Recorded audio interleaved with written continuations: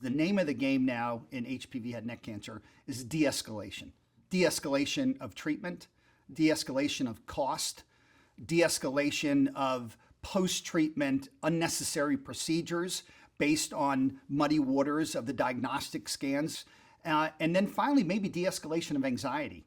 And I think that in using NavDx, I think it's practice changing because we're now using it not only in surveillance, but incorporating the utility of it in clinical management decisions.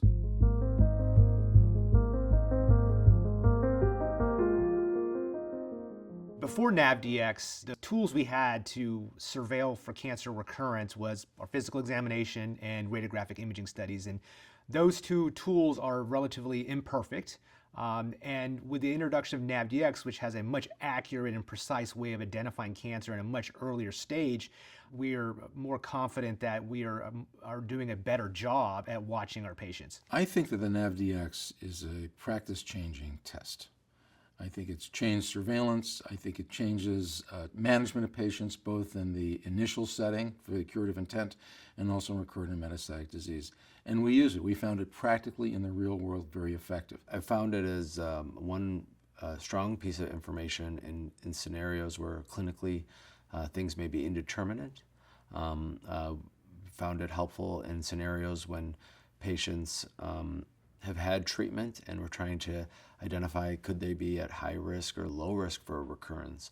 And so using the NavDx result in conjunction with the clinical information and the exam findings and the clinical history, it's very helpful. We can utilize the opportunity for earlier detection, and we know that there are opportunities to cure patients even with oligometastatic or recurrent disease. It was so satisfying to identify a surgical failure in our patients at a time when we could intervene before the postoperative radiation, correct the problem, and now have a patient who's cured of disease who instead 6 months later would have cropped up with a neck node. I think it has the potential to tell us when we should not operate and should not do additional procedures. We could potentially watch and avoid a lot of trouble for the patient, another surgery, and the potential complications that come from surgery after radiation. NavDx is agnostic of patient access.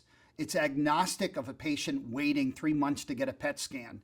It's agnostic of a patient waiting to get into an ENT office. It's easily accessible. You can get these kits shipped to your clinic. It's very easy to order it. It's a simple 10 milliliter blood draw, which you're probably doing already for other blood tests. This is a test that can be done by the local physician.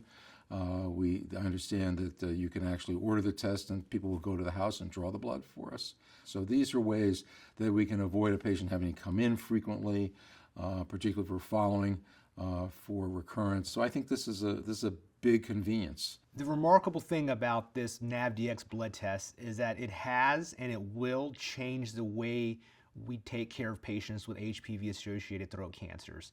It's going to improve the quality of care that patients are going to receive. It's going to change the standard of care where that every patient who has an HPV-associated throat cancer should get this test prior to treatment, during treatment, and definitely in surveillance. If you can provide a robust platform for liquid biopsies and molecular surveillance with the assurance that it's very sensitive and it has a high negative predictive value, then I think that you really allow the patient to feel confident that they are exposed to the best diagnostic tool available that improves their outcome.